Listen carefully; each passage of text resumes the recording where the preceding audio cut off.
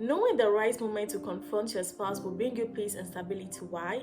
Because you know what to do and what to say at the right time. Let's get right into this video.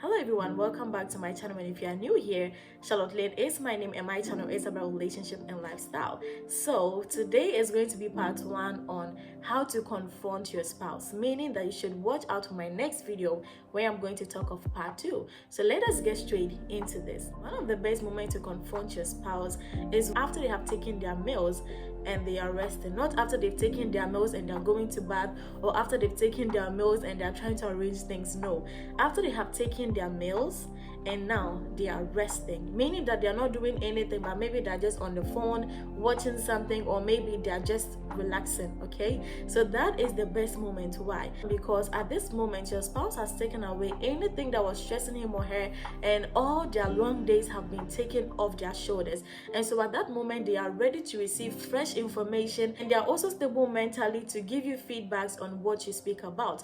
Because the moment you speak to your spouse about an issue, which is confronting them about an issue before they eat, they're either going to tell you that you talk too much, or they're either going to tell you that you are bothering them, or they're either going to tell you that they are not in the mood. And therefore this is one of the best moments to confront them when you're having issues. And I would like you to stay tuned for my next video so that you can hear what other thing I have to say about this issue. And so thank you all for watching. Don't forget to share, comment, like, and subscribe, and also turn on your post notification button so that each and every single time that I post, you'll be the first person to be notified.